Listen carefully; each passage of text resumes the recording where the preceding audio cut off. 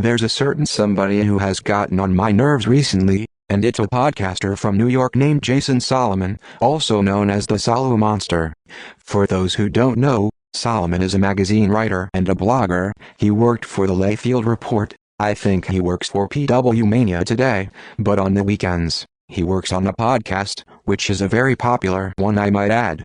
I became a fan of his once I first heard about it, and then I just started to be annoyed by all the little nitpicks he had to say every week, to the point where he's in his own little world and no points of views matter but his own. Solomonster is the reason why duct tape was invented, and not even that can get the guy to shut up. Once you start to hear him, you'll understand just how bitter and desperate he comes off as.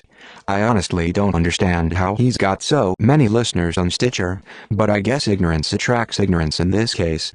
Without further ado, let me play back some clips from some of his rants that he's done, and I will respond by simply tearing him down and prove why he's wrong. Let's start with what he had to say about having to compete with WWE Monday Night Raw. Because I think a lot of what we see now in terms of the product and how frickin' stubborn Vince McMahon is to change, even when it's obvious that there are some things that should be changed, and just, I don't know, this overall malaise that this product feels like it's been in, this rut that they've been in creatively now for so many years, has everything to do with there being no competition. You know, TNA is not competition to them that's going to motivate them to change their creative. I don't know that there will ever be another organization that has the financial backing or a great TV slot, and they can sign some big names away. You know, it could happen. I don't think it will. I think those days are done, and they ain't never coming back. And I think that lack of competition has hurt wrestling, and it's hurt WWE more than anything. So what he's saying is that only a wrestling show can compete with Monday Night Raw? How does that make sense? Why does it have to be a wrestling show in order to be competition to another show? If my memory serves me, any show that airs on Monday nights from 8 to 11 p.m. is competition to Monday Night Raw. Gotham is competition. Supergirl is competition. Preseason baseball is competition. Simpsons reruns are competition. What gives him the idea that only wrestling companies can compete with WWE on TV? Absolutely dumb. Here's what he says about WWE touring to Newark every year. I mean, I know it's like, well, they're selling out buildings, so why would you do that? You know what? Because it makes the show fun. That's why. And because if they do it once a year or twice a year or 3 times a year, it's not going to bankrupt them. Okay? Or if you're going to go to a smaller venue, charge higher ticket prices. You know? You'll make up the money somehow. But I think a few times a year, it's worth it to kind of get out of the usual buildings with the usual stage and the setup and the Titantron and take it, go back to the Manhattan Center. That's another idea I pitched a few years ago. Every January, when Raw has its anniversary, go back to the Manhattan Center. Okay? And if the Grand Ballroom upstairs is not feasible as a taping location anymore, I've heard that before, where you can't tape TV. It's like 8 floors up, and it's not conducive to doing a television taping. Then fine. On the first floor, you have the Hammerstein Ballroom, which is even bigger. You could fit more people in there, and you can absolutely do a taping from there. I don't want to hear, you can't do a taping from there. Of course you can. You've done it before. Now, being a grown man that he is, he has to realize the risk involved for $100 million corporation having to make a yearly commitment to a local area. WWE plans out their tour months in advance. It's no benefit to fly to the Manhattan Center every January. First, that's obviously a financial loss because the Manhattan Center is pricey for the small seating it has. Second, they travel by bus on tour. Around January next year, they might be in New Mexico or Minnesota after a weekend of live events. They can't just fly to New York Sunday night, and then fly back to wherever they were previously at after RAW. So that would be stupid. 0-2 for the Solomonster so far. Then he complains about the live event sets at the venues. This will be fun. I mean, here's another example. I just thought of this, okay? Look at the sets on Raw and SmackDown. Is there any difference at all in the sets between Raw and SmackDown? Now, the answer is no, because they invested all these millions of dollars years ago when they went HD, and all these bulbs and these lights, and they can put ads up on the screen, and they can morph it and change it and turn it into whatever they want to, but it's the same set. It's not different, it's the same.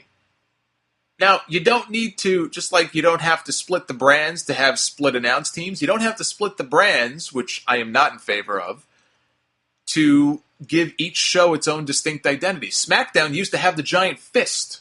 Remember that? Where'd that fist go? I'll tell you where it went. They shoved it up our asses. That's where the fist went. There's no creativity there anymore. Believe it or not, the sets are fine.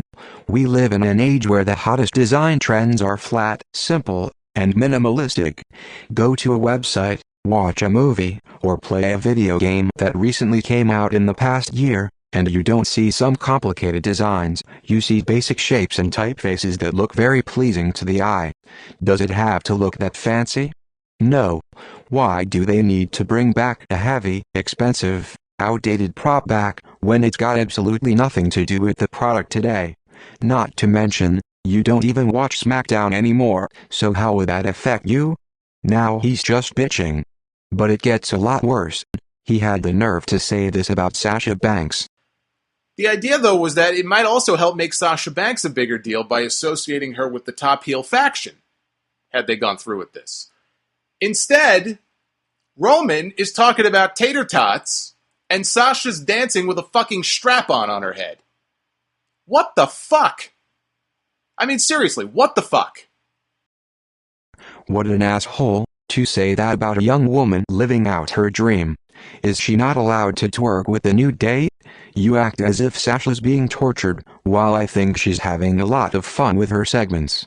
She's got a nerdy personality in real life. The New Day are being themselves too.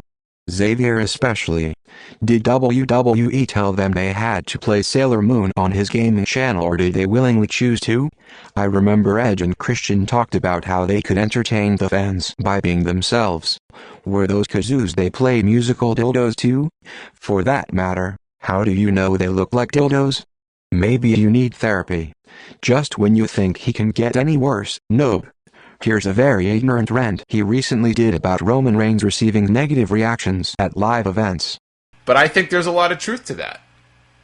And especially for a guy who seems to be struggling, there's just something missing with him and the fans.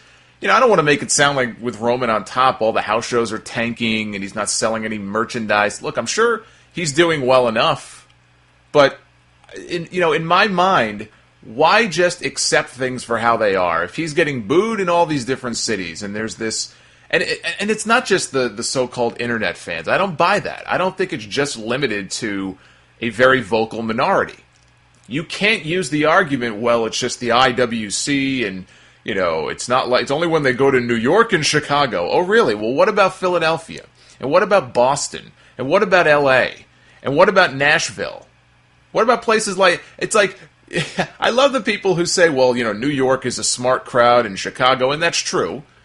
I might use, a couple of those as the exceptions. You never know what kind of reaction you're going to get there. You go to Toronto, and they love to say, oh, it's Bizarro World, because all the heels get cheered and the baby faces get booed. But you can't say, after a while, when it happens in this city and that city and that city, and you can't say that after a while. I mean, if you just use that as an excuse after a while, that's half the cities in the country. That's a hell of a vocal minority right there. Solomonster, sorry, but your argument on Roman Reigns couldn't hit water falling out of a boat. It's generalizing to say, oh, if I know of 4 cities that boo Reigns, then every city boos Reigns. If only you knew how many cities WWE goes to. About 280 per year, like I said a week or two ago. You name 4 cities and you're left with 276 that you don't even know or remember their tolerability of Reigns at all.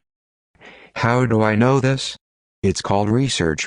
Is it too much to ask for a grown 34-year-old man, who went to one of the best universities in the state of New York, to take 15 seconds of his life and do a simple fucking Google search to read about the latest house shows and TV tapings? Is this really a first world problem for a web writer in 2016? Wrestling Inc., PW Insider, and WrestleZone are just a few websites that will have information from each event WWE runs.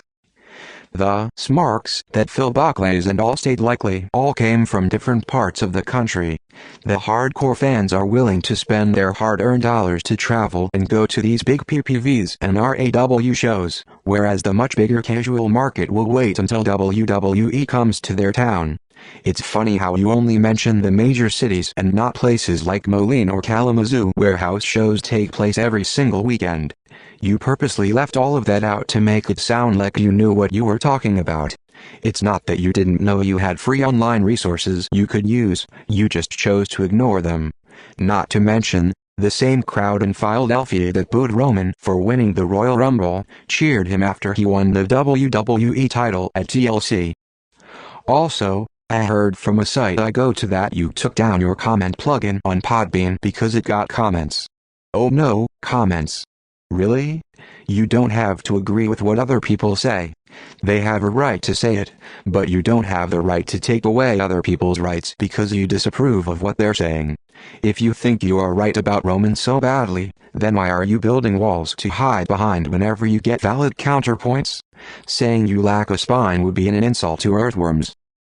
What's going to happen if and when Reigns is the new face of the WWE? Is the world going to end? Are you going to lose sleep because a TV character will be carrying around a strap? This is not a Vince McMahon problem or a WWE problem. It's a Jason Solomon problem, and whoever else owns up to it. A grown man that graduated from a big university from New York is miserable over a freaking television show. How pathetic does that sound? Here's an idea: stop watching. Just stop watching the show. If you don't like what you see, why do you continue to watch? That makes absolutely no sense. Talk about Lucha Underground, talk about the Mets or White Sox or whatever teams you're into. I already proved many of your arguments hold no traction, and you just constantly nitpick like you bit into a hamburger with a fucking onion in it. Just shut up. Nobody asks for you to nitpick a show every week. Just stop watching, or at least just take the time to enjoy it.